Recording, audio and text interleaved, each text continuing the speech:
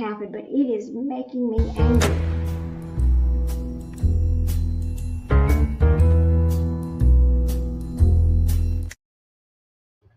All right, sorry, we had to start all over. For some reason, it's not working. It's not working right on my channel, so we're starting over, but that's okay.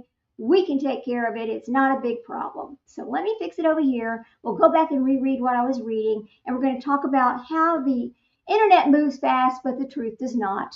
I have examples of where the internet presumed somebody was guilty, named the wrong person, and their lives were ruined forever. That's kind of what we're talking about over here. So let me pull this back up the correct way. Y'all just bear with me for just a moment.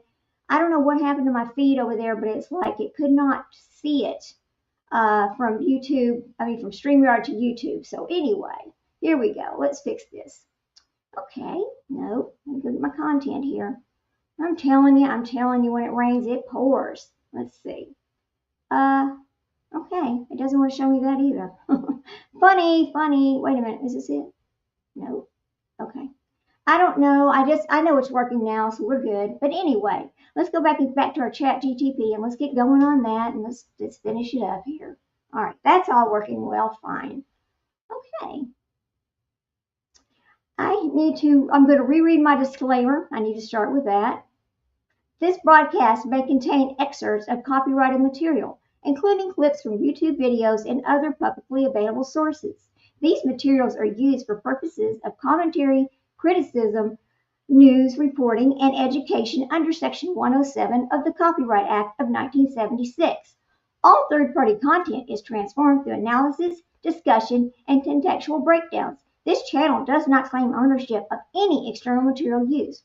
The intent is to inform, examine facts, and distinguish between viral narratives and verified information. If you are a copyright owner and have concerns, please contact me directly. All right, we've got that. Hey, Sprinkles. Yeah, how you doing, girl? Good to see you. Yeah, my feed was just gone on YouTube a while ago. It just wasn't there. I was like, what the hell? So anyway, here we are. But what we're going to talk about today is just something that's very interesting, and I think it needs to be talked about. But listen, I know, aren't you off tomorrow? Or whenever you're off, we're going to get back on Gypsy Rose Blanchard. I want to talk to you about, I found some other things on her case too. But her case is the perfect example of when something is perceived to be true, but it's really not. Even when you bring out the black and white of it and you show people who support her that what was told in the beginning is a lie, they're still going to believe it no matter what. So this is kind of what I'm talking about when I say the internet moves fast, but the truth doesn't. That is our topic for today. So let me kind of fix this over here. I just can't believe, I don't know why. It's crazy how sometimes the StreamYard just does not want to work with YouTube sometimes. I don't get it. I really don't. I'm going to see if I can delete this other thing because now it's kind of like, let me make sure it's playing. Yes, this one's playing with you. All right, we're good on that. Great. All right, get rid of that. I want to try to get rid of this one. Hang on a second. Yes, there. Delete. All right, we're straight now. We're good.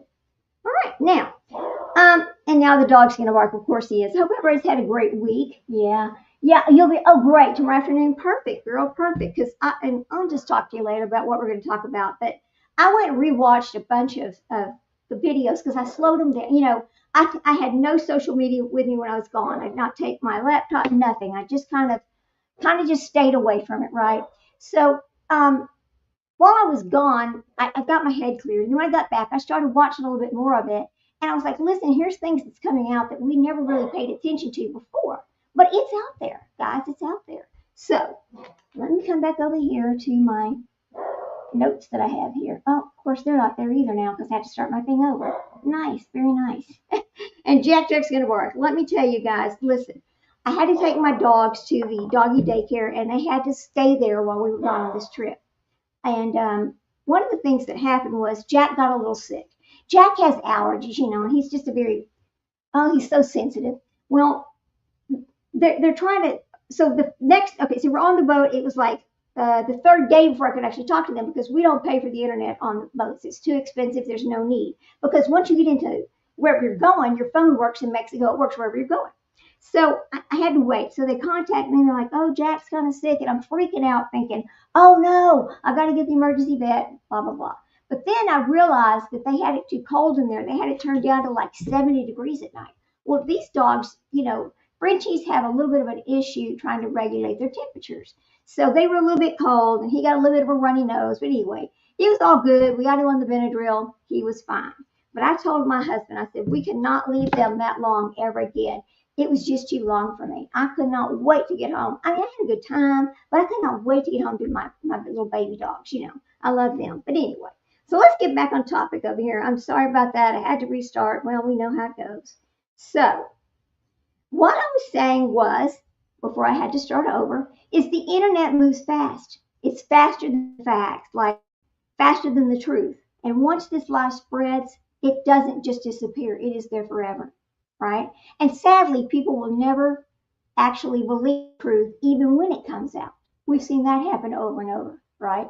I mean, we've seen it happen with creators. We've seen it happen with cases. We've seen it happen with all kinds of things where no matter what, the people who've already made up their minds are not going to believe the truth when it does come out.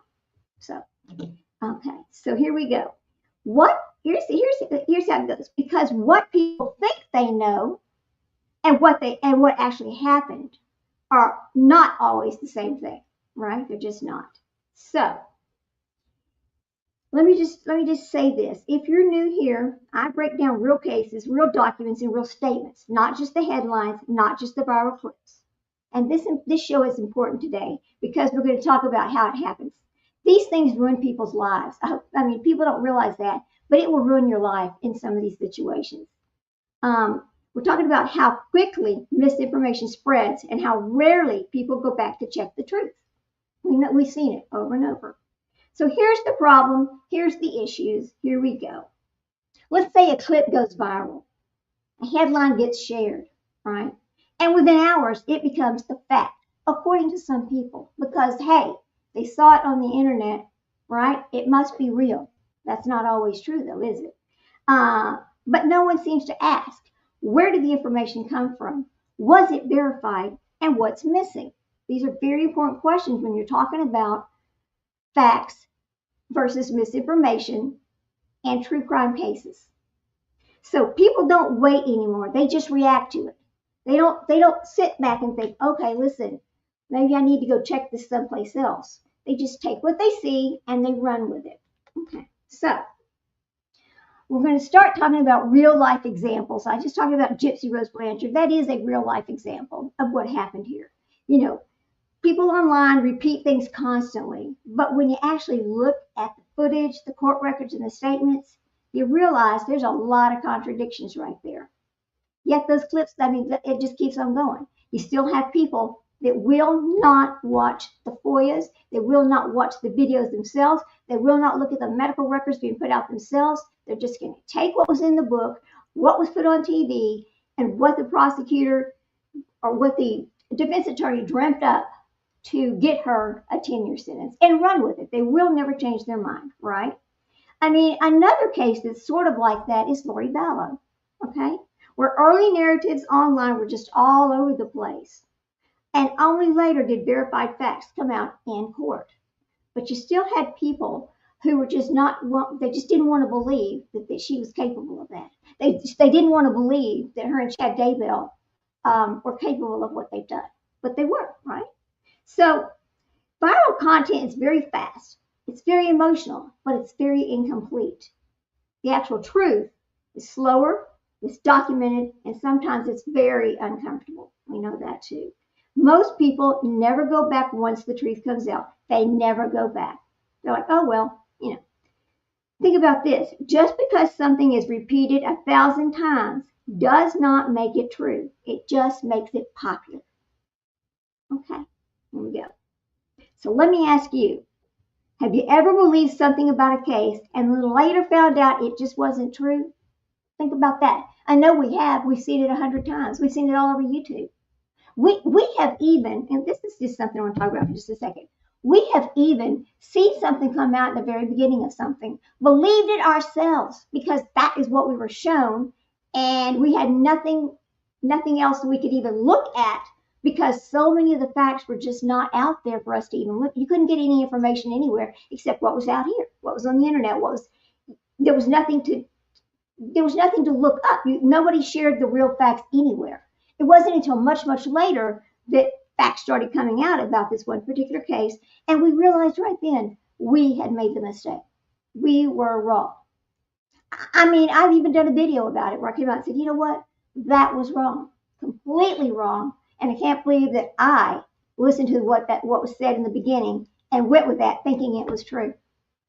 Shocking, right? But yes, I did make that mistake. We've all made that mistake. Okay.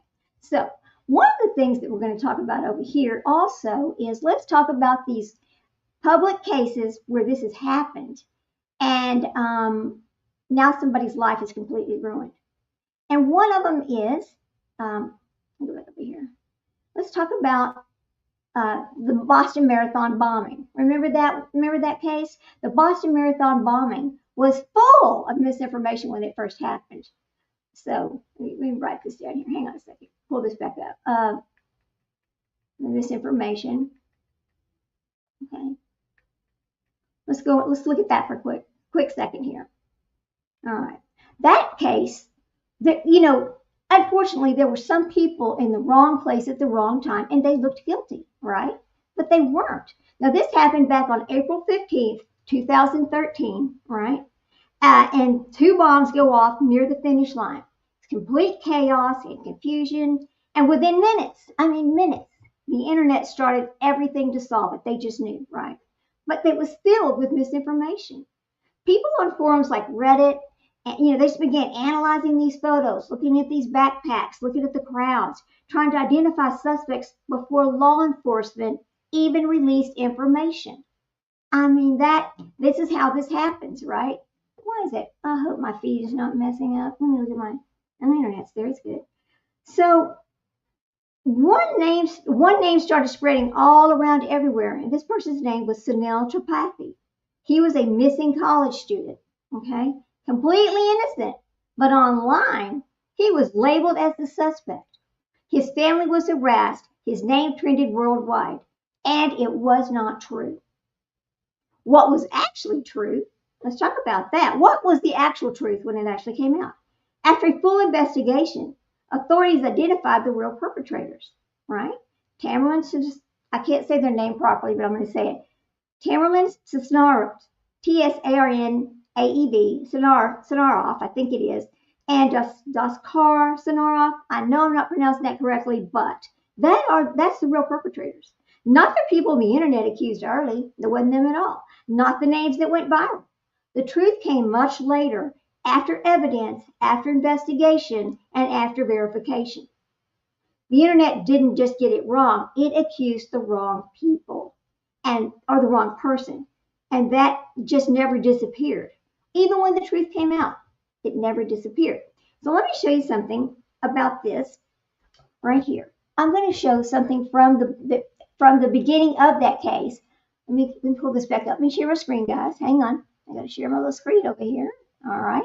Let's talk about the Boston Marathon and the wrongly accused people. There we go. Whoop, that's the wrong thing. Share your screen. Okay, let's share a screen. Now, share. All right. Now, before I start this, we need to give full credit to WCVB Channel 5 Boston. This is from their feed. And let's see, this is from, well, it's 10 years ago, but this is what really happened. So here we go. All right. So were you there when the bombs went off? No. Of course, I was, unfortunately, I was just arrived to my house. Okay. Saladin Barhom felt lucky he left Boylston Street before the deadly explosions. But days later, the then 16-year-old Revere High School student was stunned. All right. Let me give full credit to the news station that put this out.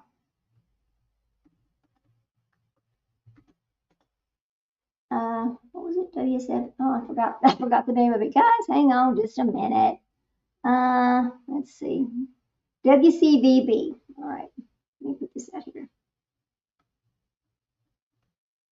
5. All right. This is, I know it's old, but this is a perfect case, the perfect example of when this happens, okay?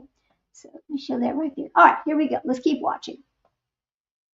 to see his picture on the front page of the New York That Post. looks so The strange. headline read, "Bagmen. Feds seek this duo pictured at the Boston Marathon." I was nervous and I was scared for my life. The native of Morocco was traumatized. After that, my GPA went down from a 3.0 to a 1.8 in a matter of a month. Salah's case against the Post was settled under confidential terms. This is a college student. A college student who happened to be in the wrong place at the wrong time, being falsely accused. His life is ruined forever. I mean, he was in college. What is he telling us right here? He's telling his GPA plummeted. When that happens, there's no do-overs, right? So think about what happened to this child. He was a child. He was just a college student, you know? Here we go. Is it over for you? Yes, of course it's over. Now all I'm trying to be successful in life and move on. Salah is now a first-year student at Fitchburg State University, where his professor encouraged him to share what he learned with others. Tolerance and acceptance, and an awareness that prejudice and judging people on the basis of their name or the color of their skin is just wrong. Always stay humble, stay motivated, and your past, let your past motivate you in the future. Salah will share his experiences here on campus Thursday afternoon. Imagine being him. He's got a really good attitude about it. And yes, he filed a lawsuit, and I don't blame him. And it was settled out of court. I don't think they ever disclosed the amount that it was settled for, but he was owed that. Because once again, the internet goes wild, blaming somebody who's absolutely innocent. Okay, so we'll let this finish and we'll go to the next one. It's free and open to the public. In Fitchburg, Kelly Tuthill, WCVB News Center 5. All right. This $10 million verdict is so. Now, let's talk about the next one that's going to come up. All right. Now, this is the case of, let me see what her name is. Hang on a second, guys. Why is it looking like that? Okay, here we go.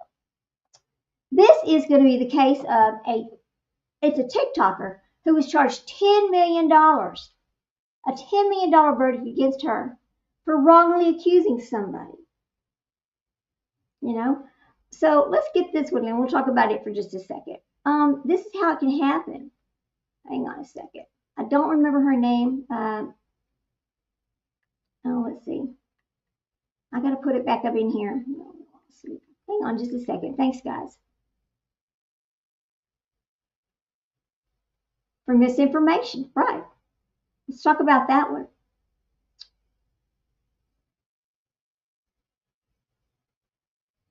Okay, hang on a second. No, there was an actual $10 million verdict against her. So let me pull it back up. Sorry, guys. Whoops. Come on.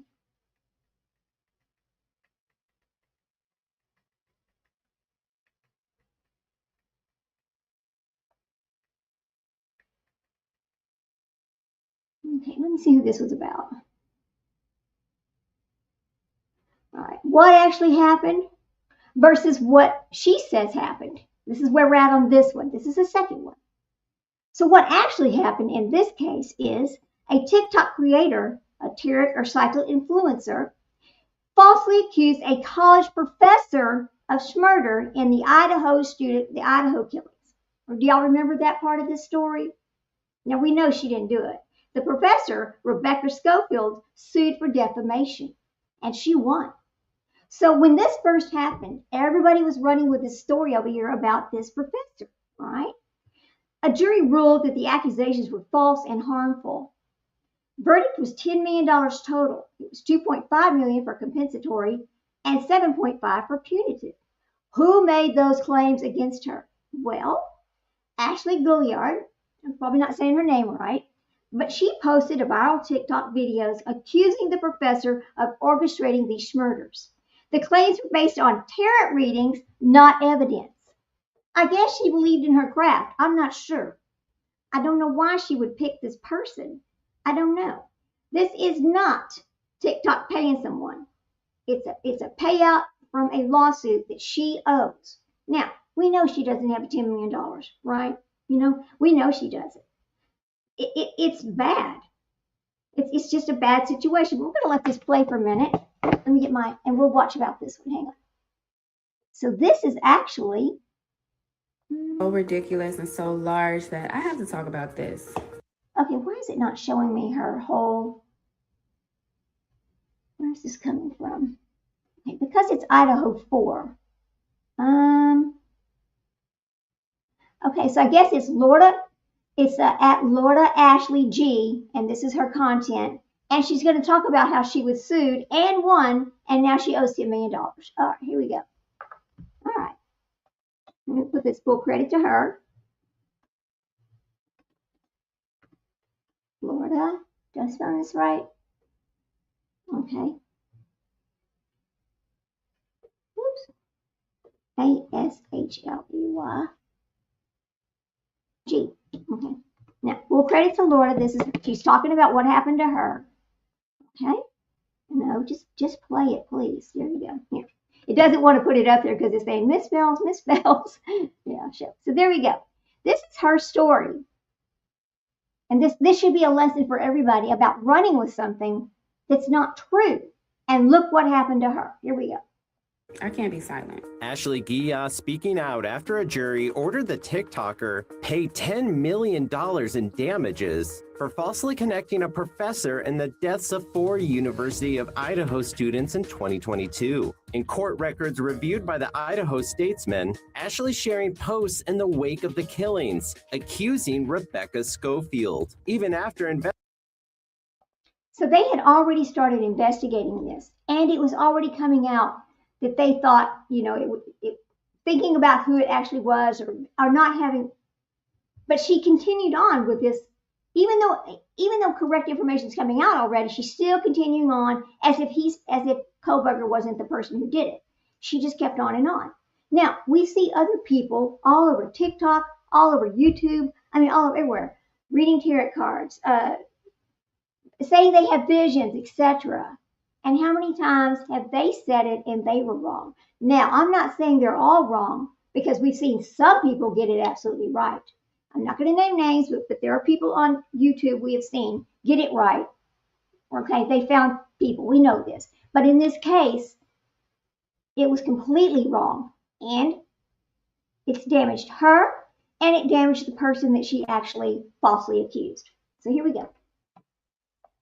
investigators publicly cleared the faculty member. It was like freedom of religion and freedom of speech, especially freedom of expression as it pertains to spirituality, was attacked the entire trial. Ashley taking to social media after the February 27th ruling, dropping more than 25 videos in response to the 8-figure sum she now owes the professor, whose attorney tells Oxygen.com in a statement the $10 million verdict reinforces the judge's decision and sends the clear message that false statements online have consequences in the real world for real people. Right, they do. They really do have consequences. Okay. And there's so much misinformation that comes out in all of these true crime cases.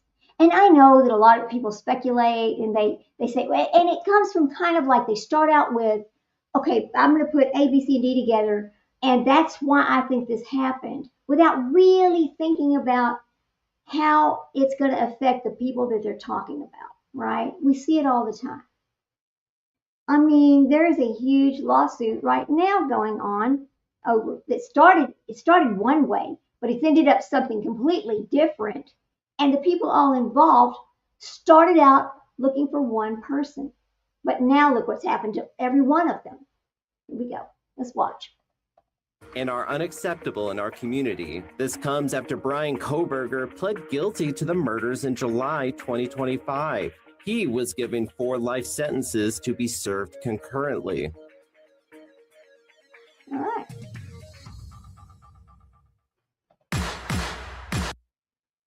She had 25 videos referenced with her discussing the fact that it was this professor, and it was not the professor. It never was the professor. Now, there are many more cases like this. Let's talk about the next one that we want to talk about that we know where this happened at. Remember the guy? His last name's Jewell. Remember him? Hang on a sec. We'll pull him up. Hang on a minute. There we go. Richard Jewell. Okay, this is one of the most powerful examples of what happens when the narrative moves faster than the truth. The Centennial Olympic Park bombing, another high-profile case where the wrong person is accused, and it started out from him being in the wrong place at the wrong time, right? A bomb explodes during the Olympics in Atlanta, and the man who helped save lives becomes the suspect. Well, let's talk about who he was. His name was Richard Jewell. He was a security guard who spotted the suspicious backpack, alerted authorities, helped evacuate people, and he was a hero at first. But then what went wrong? Let's talk about this. The media got involved. Before the charges, before the evidence, before the confirmations, his name was leaked. He went from hero to suspect. News outlets treated him like he was the bomber. I know y'all remember this case. It was huge. His life was turned upside down.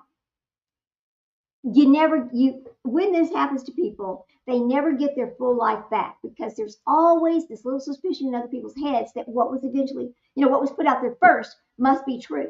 It must be true, but it's not, right? So the truth, here we go. Here's the truth.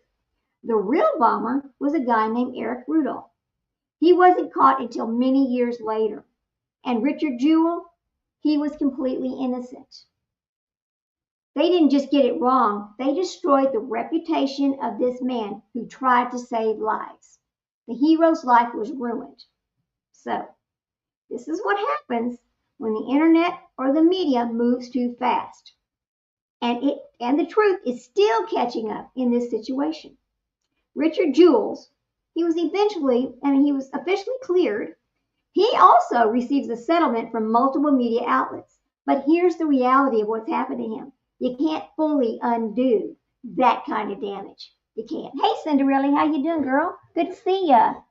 Nice, good to see ya. We're just talking about what happens when the internet moves faster than the truth and somebody gets falsely accused, and then how it ruins their life, right? No matter what they say, somebody's still going to think that they're somehow involved or somehow guilty, that kind of thing. So that's what we're talking about. So let's watch I have a video on, let me pull up the Richard Jewell video. Hang on. I made this whole little playlist earlier. Hang on a second. Okay, that's the Idaho 4. Hang on a second. Look over here. My playlist. Whoops. Come on. All right. Hang on, guys. Okay. I got to go over here where I saved my little playlist. Whoops, I think I had it right there, didn't I? Crazy, right? All right, here we go. This is our show today. What is it? Wait a minute, no. Hang on. All right. Come on, let's pull up our playlist. Let's go.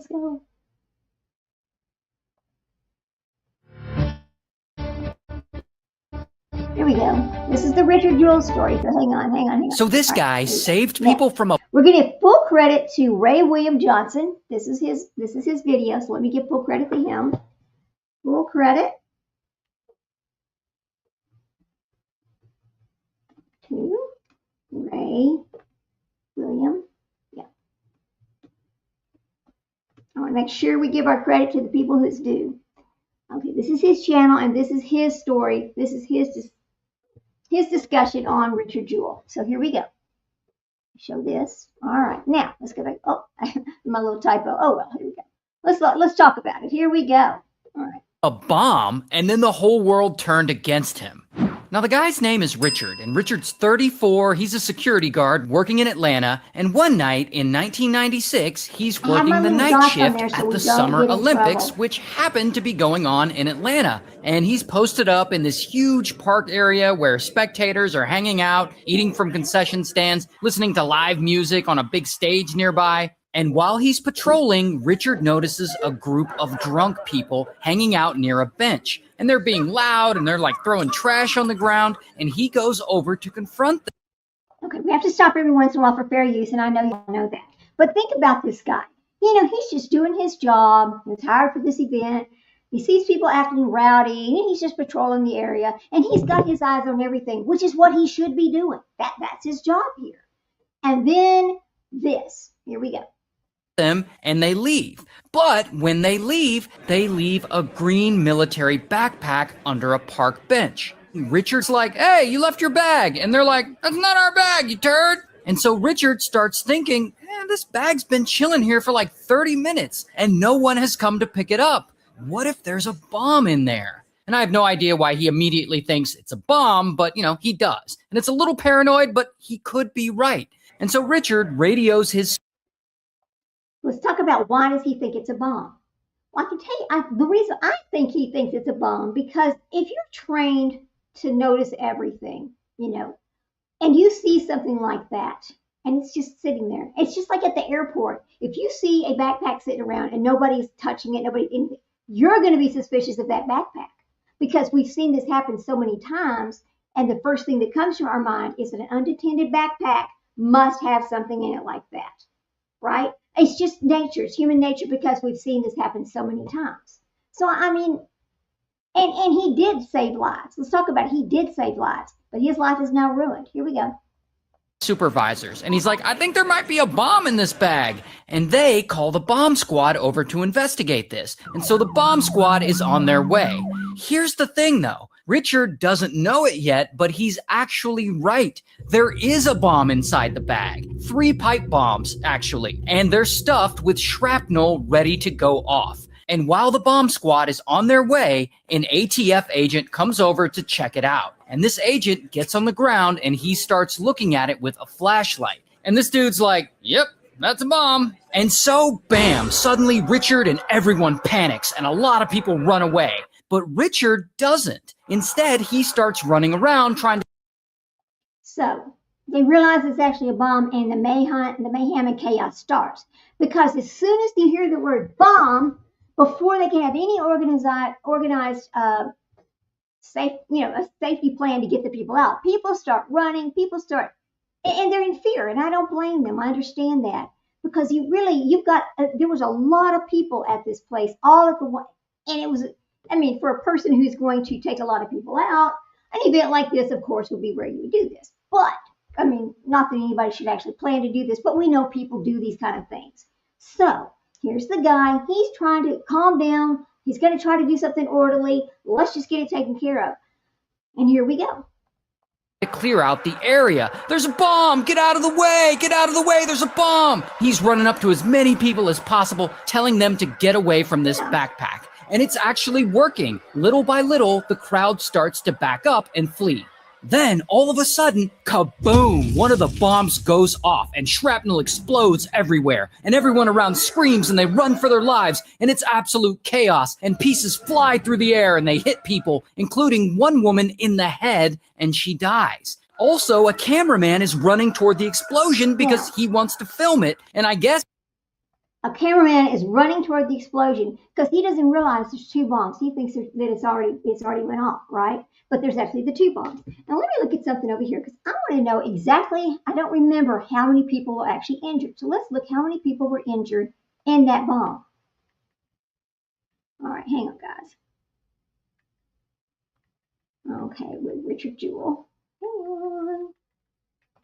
I forgot to look that up this morning. I forgot to look at that. So let's see. There were 111 people injured, but only 2 people died, which is great. So if he had not noticed that sitting there, and if they had not already called the bomb squad in to take a look at it, imagine how many more people would maybe have lost their life. It's like he was preventing casualties as much as he could at that point. So here we go. Let's keep listening. He gets too excited and he has a heart attack and he falls over and dies. And overall, 2 people die and 112 people get hurt. But Richard, he actually saved a bunch of lives that day by evacuating everyone beforehand. And so immediately, this bombing is big news and the story blows up. And suddenly the media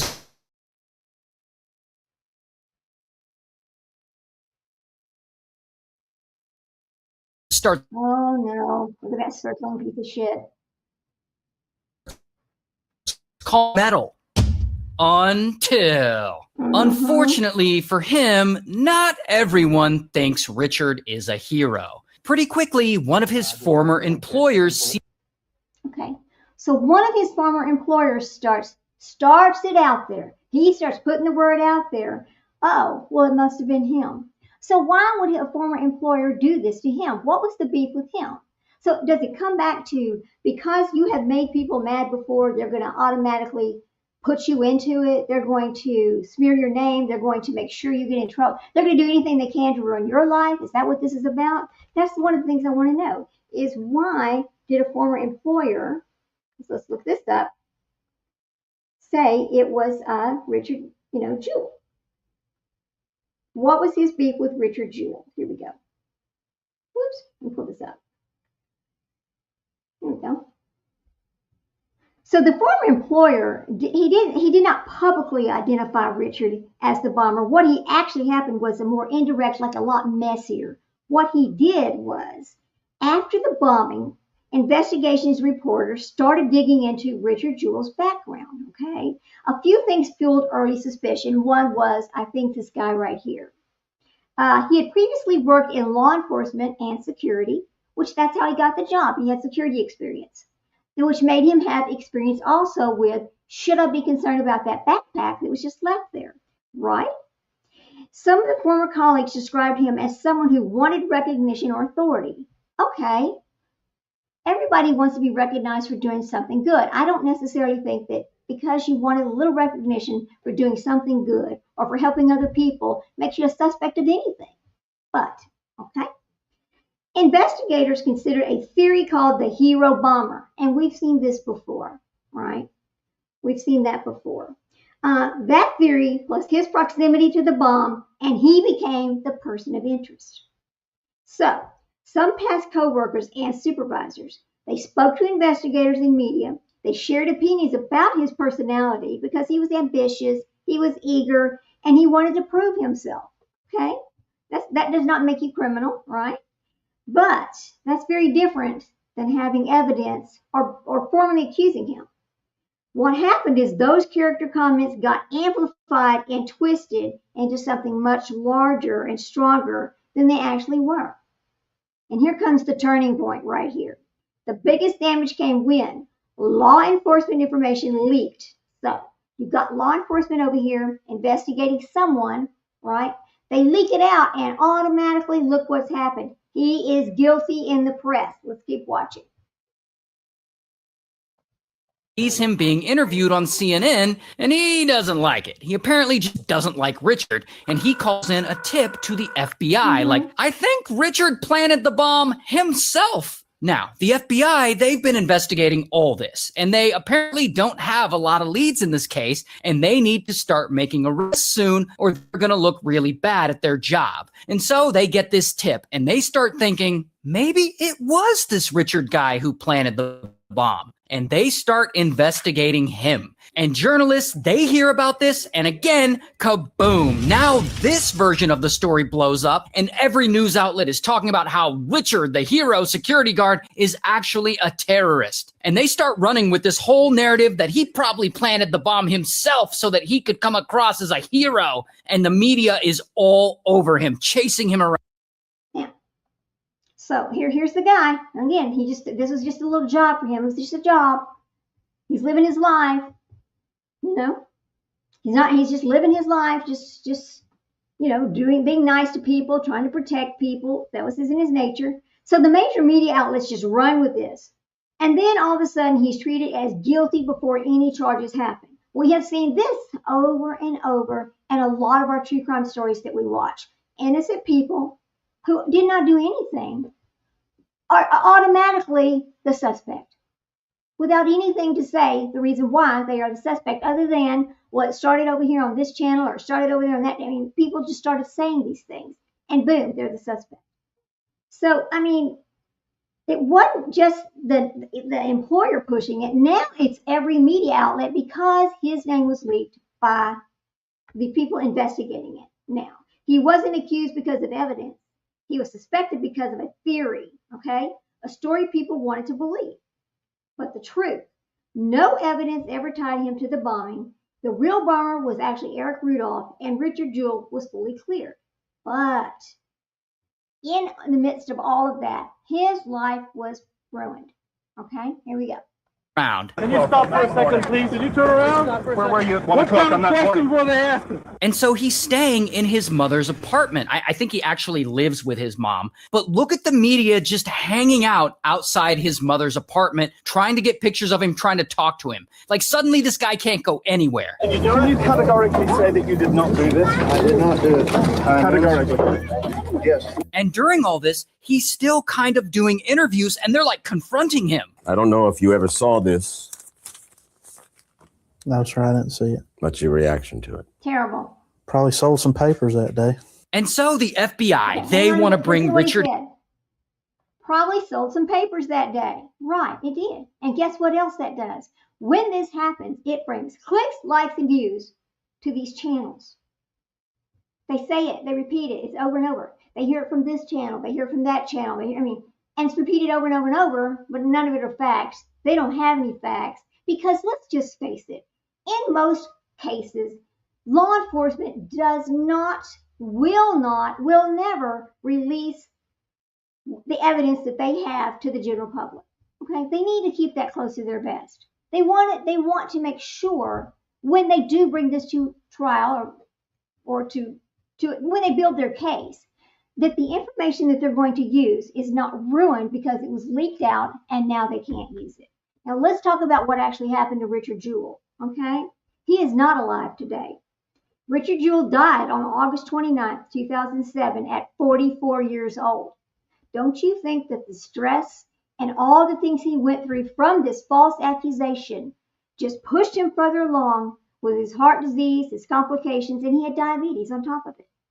So, after being cleared of the bombing, he continued working in law enforcement roles, including as a deputy sheriff in Georgia. A deputy sheriff in Georgia once he got cleared. He filed lawsuits against media outlets and others to clear his name. But his name was never going to really be cleared because the people who believed whatever they heard first are not going to change their mind. Well, he must have been involved somehow, right? He said it wasn't about money. It was about restoring his reputation. I don't blame him, right? But the reality of his story, think about it, even though he was cleared, proven innocent, and then finally recognized as a hero, the damage for being falsely accused never fully went away.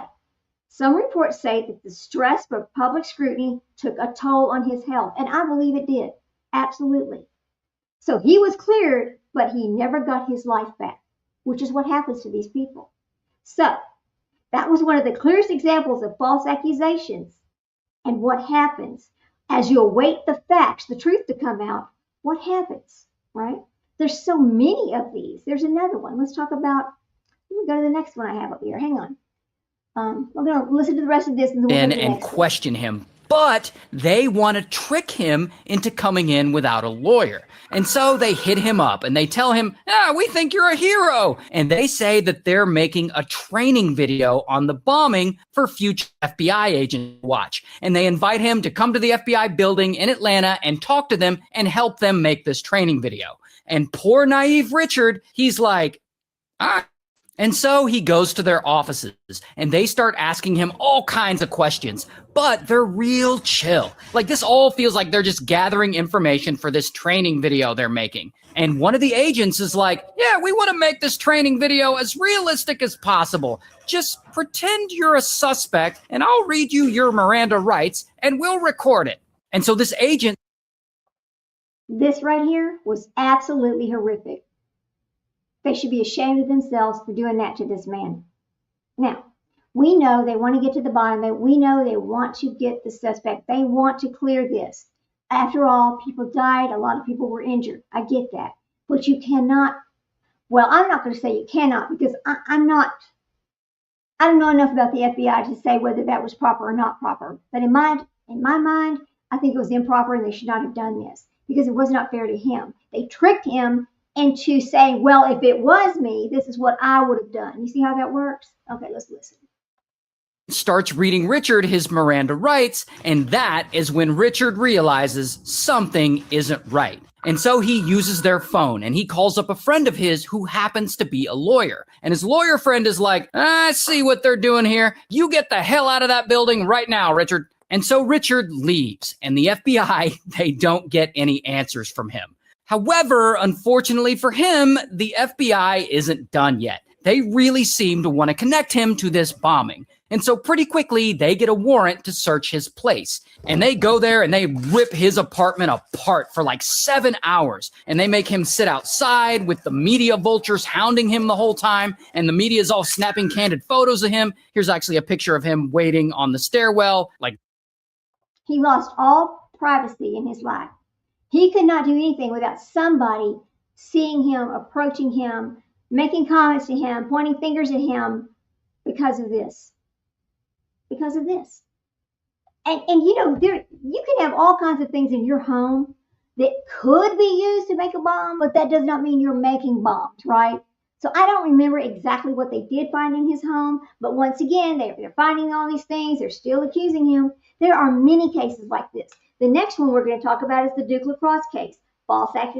These false accusations went national as well. So let's listen to this one, and then we'll move on to the next one. Looking all depressed. And of course, the FBI, they don't find anything in their search because he's not guilty of anything. And so this chaos goes on for nearly 3 months. The media is just harassing him. The FBI is harassing him. He can't go anywhere without being accused of being a terrorist. He can't sleep, partly because the apartment being surrounded by reporters all the time, and partly due to PTSD from witnessing a freaking bomb go off and watching someone die from it. But as time goes on, it eventually becomes clear that no matter how hard they try, the FBI can't seem to find any evidence that Richard had anything to do with the bombing or that he's guilty of anything at all. And so after a long, embarrassing investigation, the judge... Think about this. How long it took for them to realize they were not going to get one thing on him. And the whole time, the person who really did the bombing, or the people, because it was 2 people, are out there just running amok, laughing, having a good time because they think, well, we're going to get away with it because they got their eyes on this guy. Because they kept on trying to keep their eyes on this guy. It's like they get this one-track mind and they cannot possibly think it could be somebody else. I'll never understood why they focused on him so hard when there was nothing in his background to show that he would even do anything. Nothing. Here we go. Justice Department finally releases a formal statement confirming once and for all that Richard has been cleared of any suspicion. And Richard, of course, he's super relieved and he holds a whole press conference. In its rush to show the world how quickly it could get its man, the FBI trampled on my rights as a citizen. And he also files a lawsuit against several media outlets for dragging his name through the mud, and he also sues his former employer for talking shit about him. And from this, he gets a bunch of settlement money, and he uses that to buy him and his mom a new house. So good for him. And eventually, in 2003... Think about that. He knows who he knew who all had made him look guilty or reported him as could have had something to do with that. I'm glad he sued that former employer. He should have.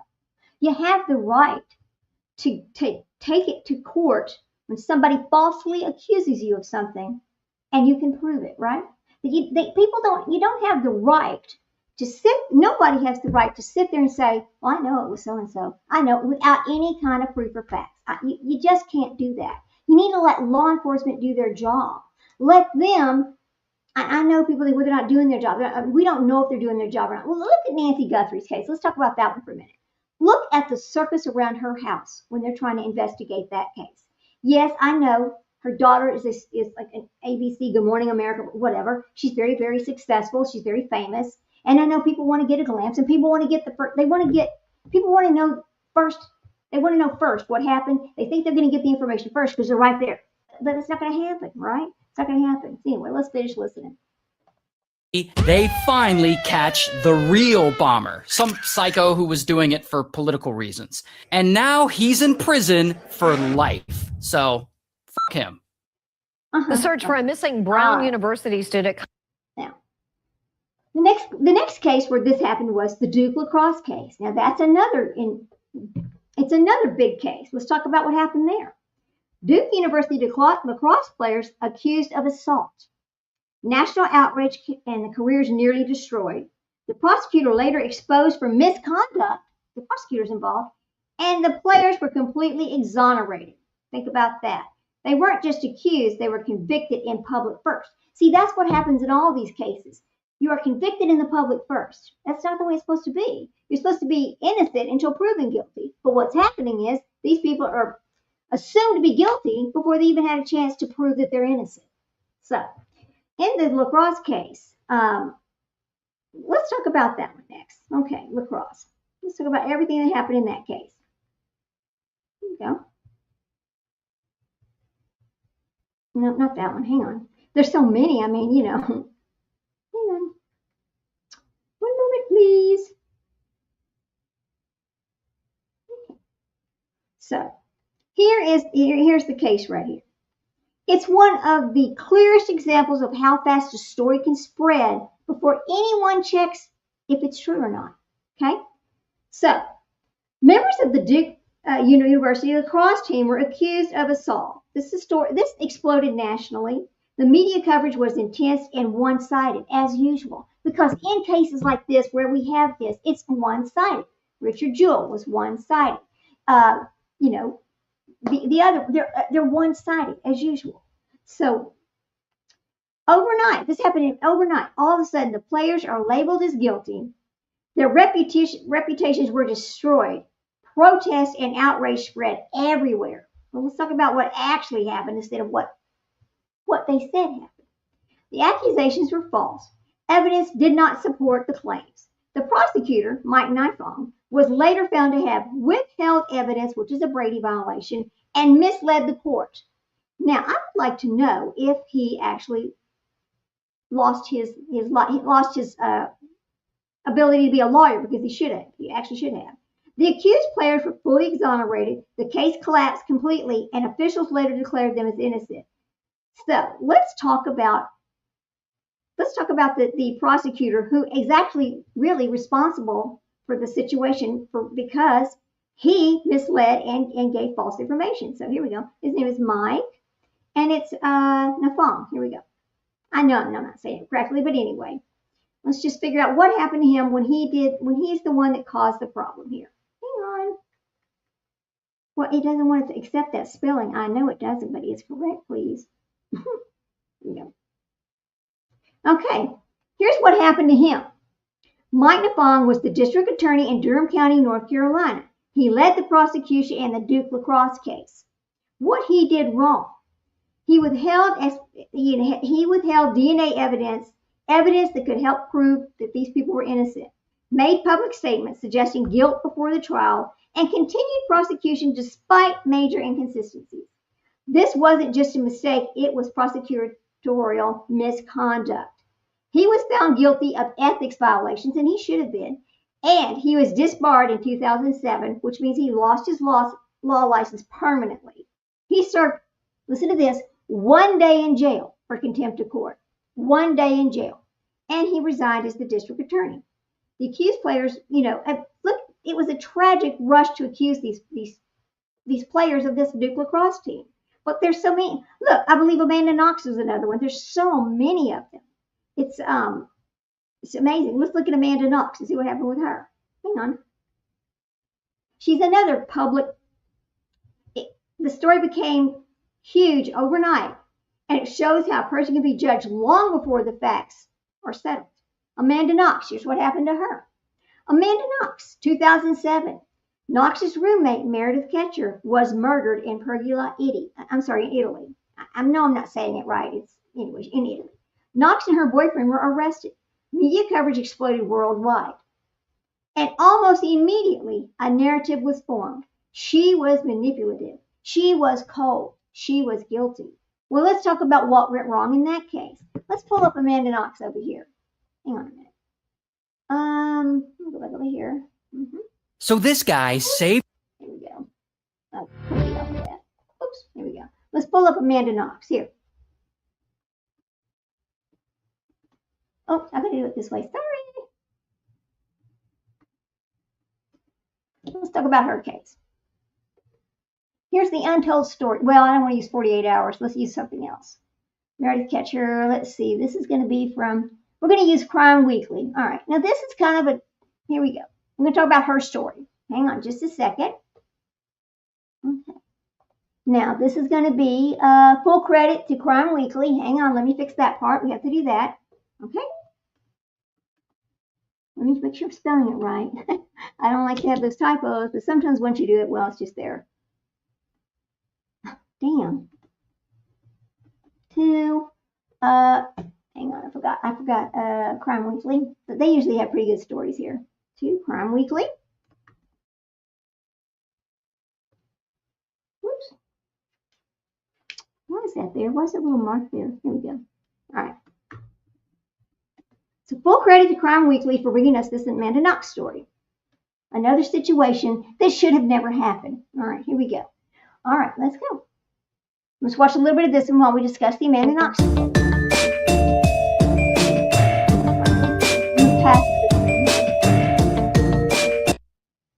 Yeah. What are you doing? Come on. Hello, everybody. Welcome back to Crime Weekly. I'm Stephanie Harlow. And I'm Derek Levasseur. So we're diving into part 3 of the Meredith Kercher Amanda. Let's just apartment, but also comfortability from the fact of knowing they could do whatever they need to do, like staging the scene after the fact without worrying about someone coming home. So to me, those are the big things. And also, I'm not trying to be funny here, but the feces in the toilet is also to me significant as well. And I think we both. Maybe we shouldn't use this one because I didn't realize they had many parts to their story. Let's go find a different one. Maybe this one's not the right one because there's a lot of parts to their story, and I don't want to go in the middle of it, right? Because that's not going to benefit anybody. So here we go. Okay, well, let's talk about the real. Let's see. Okay, the contract.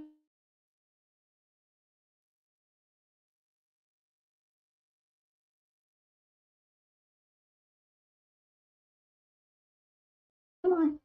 Oh, it doesn't want to play. All right. Here. Let's give full credit to the full credit where it goes. Okay, so full credit to, I think it's called Mile. Hang on just a second, guy. Mile Higher. All right, here we go. Hang on a second, guys. Mile Higher.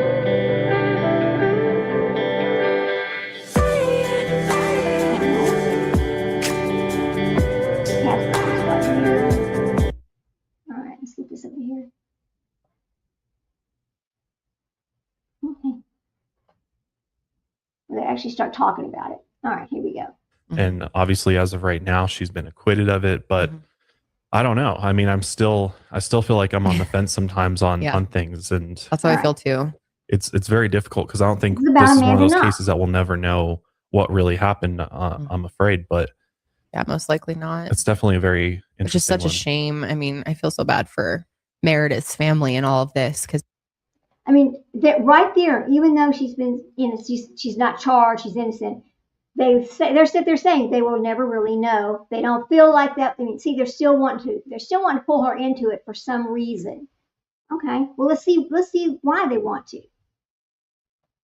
It's been now just so overshadowed by all the drama. Oh yeah, it's like all about Amanda Knox. Like she became this like almost celebrity as which is crazy that people get famous off of a true crime case like this. And I'm sure she wishes she was. Crazy that people become famous off a true crime. Well, let's talk about that for a moment. We have Gypsy Rose Blanchard over here making money hand over fist off the murder or schmurder of her mother, right? Why?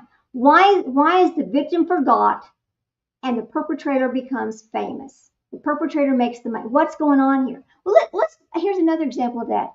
Oh, our guy in the Florida prison, all of his little girlfriends, all of that information, who don't believe he's guilty, and he's clearly guilty. But he is the perpetrator. But people forgot about the victims already because it's all about him, isn't it? Here we go. Yeah, no, I would imagine you would. I mean, who would want to be known as Foxy Knoxy? You know, like, that's the name they had for her all over the place. Which apparently translates Let me into speed this up. Okay, I need to change how fast it's going. Let's put it on 1.25 because we'll have to sit a long time. I can't do that. Here we go. Let's go. All right. Italian as evil fox, or like, you know, like the evil, you know, kind of like this, you know, one you can't trust, the sneaky evil person. So yeah, this is a wild one. So it is. So before we dive into this case, I also want to thank our sponsors for today. We've got Function of Beauty, Raycon Native, Candid CO. I think it starts right here. All right, here we go. So Amanda Knox, she's born in Seattle, but she grew up living in a middle-class suburban neighborhood with her parents, Etta and Curtis, and her younger sister, Deanna. And her parents were divorced, but they lived really close together. So it wasn't, I mean, she still stayed close with everybody. And then they both ended up getting remarried. Her stepfather, Chris Mellis, helped raise her and her sister. And her father and stepmother, Cassandra, had 2 daughters who were Amanda's half-sisters, Ashley and Delaney. And they were a very close-knit family, and Amanda had a very happy childhood. In high school, she went to Seattle Preparatory School, which is a private Catholic school that emphasizes discipline and Well, she had a nice childhood. She went to private school. I mean, you know, let's look at some other things about Amanda Knox.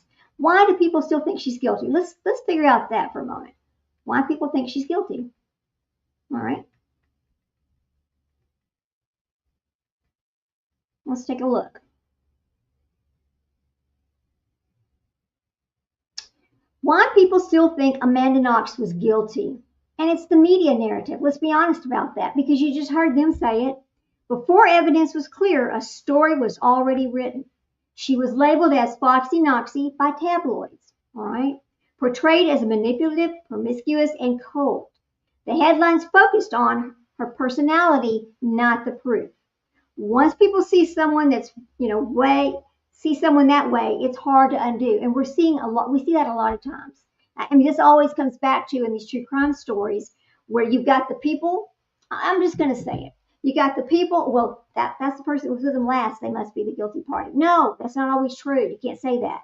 You should not say that, right? There's no proof in that. We know the stats. We've been told the stats many, many times, right? But, I mean, you can't just assume something based on stats, right? Okay.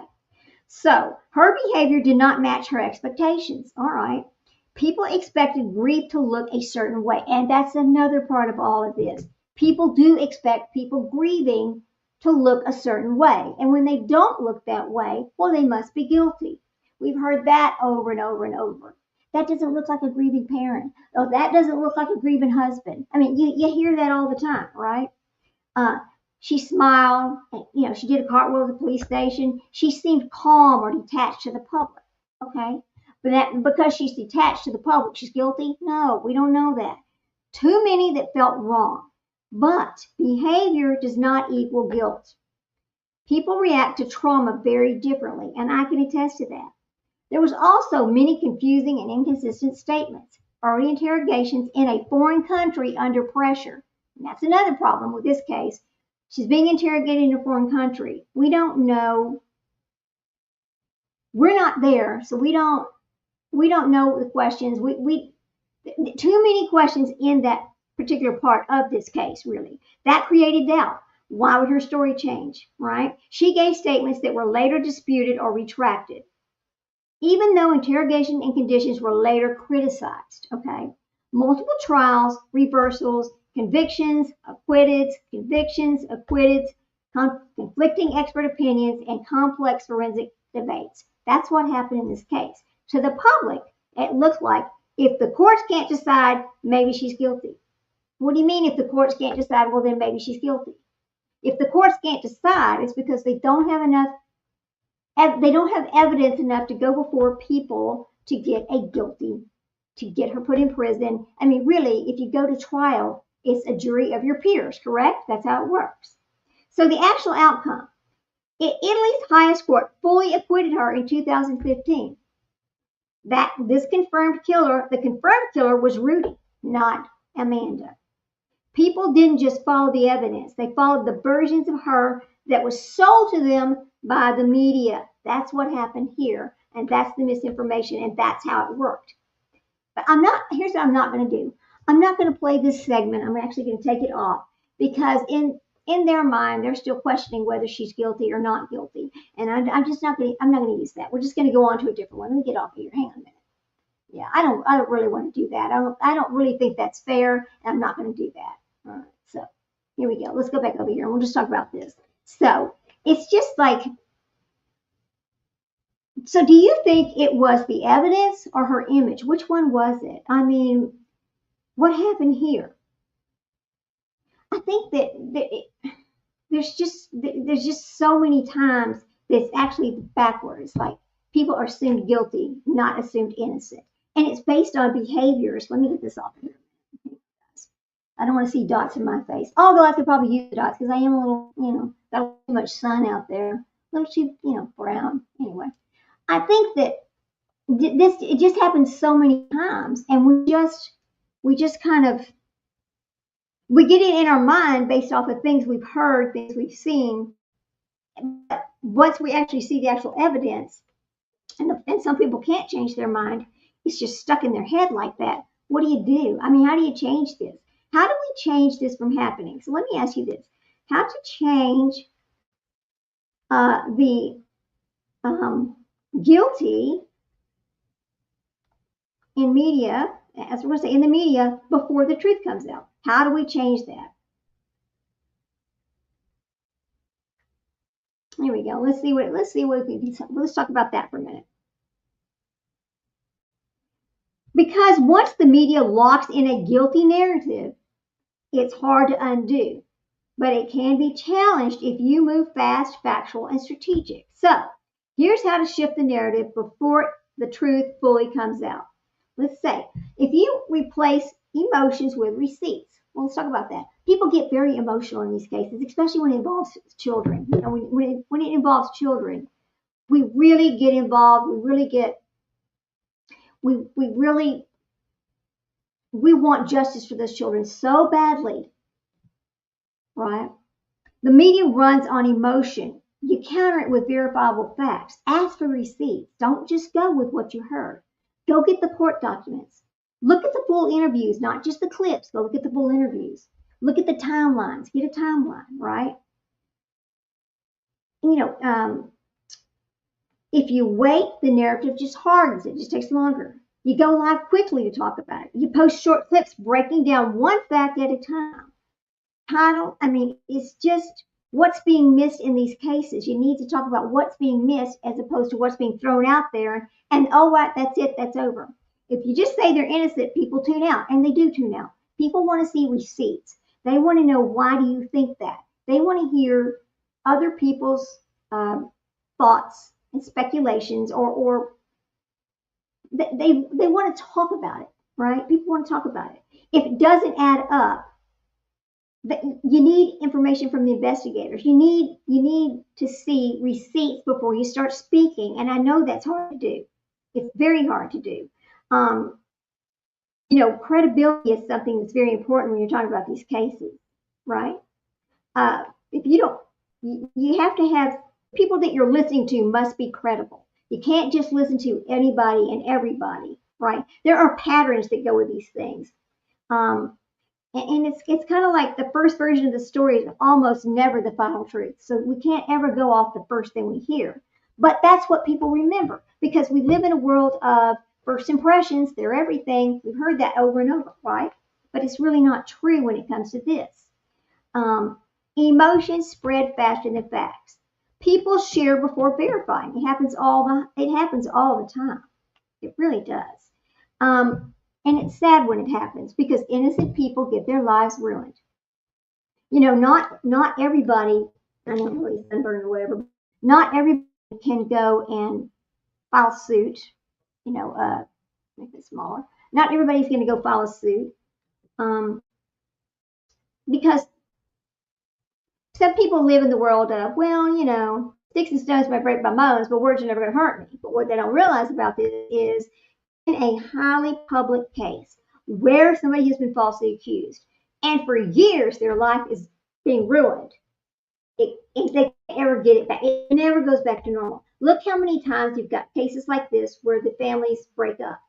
They end up getting divorced, and the children are the people that are or the aftermath, because they've lost, their parents aren't together anymore because somebody was falsely accused. I wonder how many times that happens. When you have falsely accused people, let's look at this. I want to know, what's the divorce rate in a falsely accused people? Falsely accused people, divorce rate. Let's take a look at that, because it's what happens. Here we go. I know they've done stats on this too. Well, so as the accusations strain these marriages, legal fees can be massive, because remember, they're proving that they're innocent. They're trying to prove they're innocent. They lose incomes, they lose jobs. There's uncertainty about the future. That alone can break otherwise stable relationships.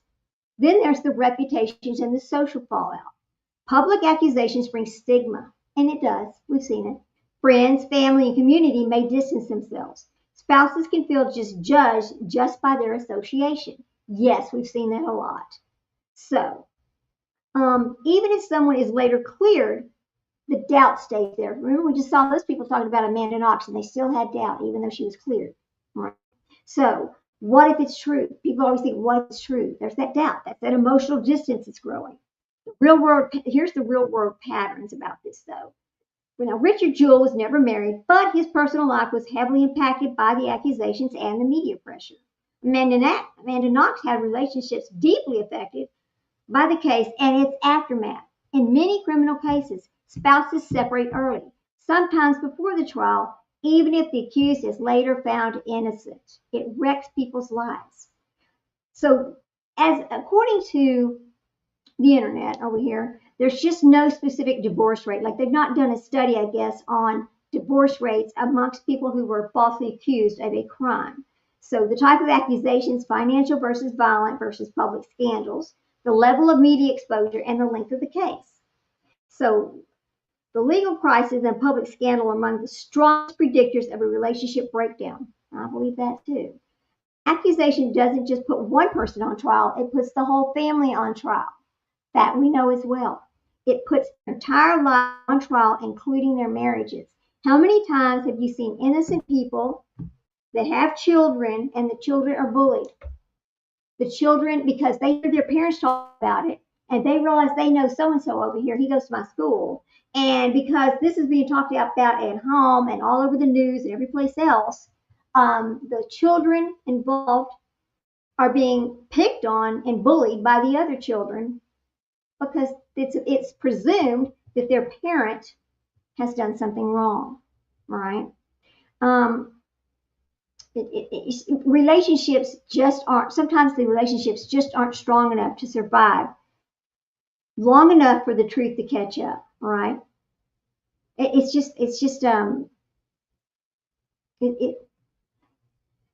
it just ruins your entire life. Now, thank goodness. Okay, let's talk about YouTube for just a minute, and then I'm gonna have to get off here. I can't stay on very long. I just wanted to do a short thing about this. Oh, look at this crap. Oh, go away. I don't know why this thing pops up here all the time. All right, no, go away. We're gonna talk about YouTube for just a minute. YouTube and false accusations. Okay, hang on. Let's take a look over here now.